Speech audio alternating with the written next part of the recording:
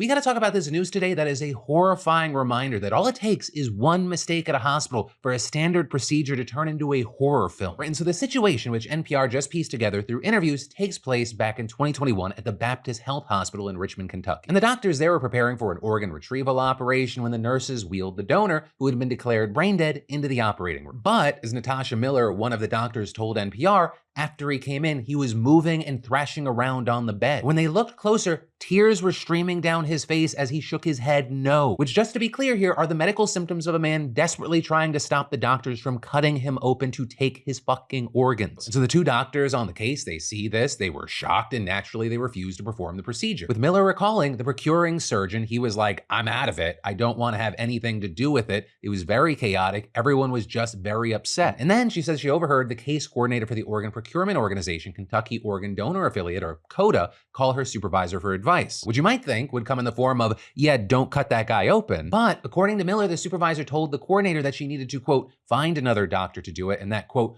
we were going to do this case. With Miller going on to describe the call, saying she's like, there is no one else. She's crying, the coordinator, because she's getting yelled at. Now, ultimately, the organ retrieval did get canceled, but it turns out the donor, 36-year-old Anthony Thomas Hoover II, also known as TJ, he woke up more than once that day. Reportedly, he was admitted to the hospital after suffering a drug overdose. And according to organ preservationist Nicoletta Martin, who reviewed the case file, he showed signs of life during an initial procedure known as cardiac catheterization, which is this procedure where doctors operate on a potential organ donor to see whether the heart is healthy enough to actually be donated. And reportedly, TJ woke up during that procedure and began thrashing around on the table as well. But then instead of going, oh shit, this dude's definitely not dead, the doctors just sedated him and went on like nothing happened. With his sister Donna later telling NPR she became concerned when he appeared to open his eyes and look around as he was being wheeled from intensive care to the operating room. But there, she says she and other family members were told, hey, what you saw, that was just a common reflex. With Martin saying, that's everybody's worst nightmare, right? Being alive during surgery and knowing that someone is going to cut you open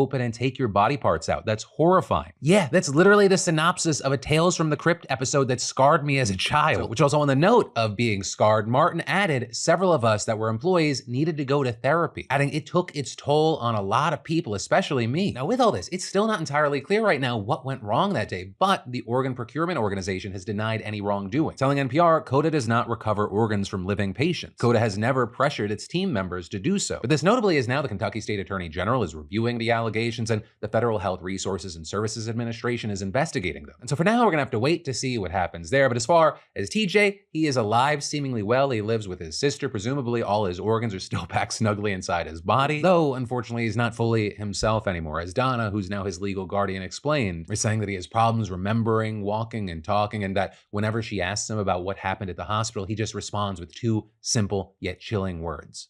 Why me?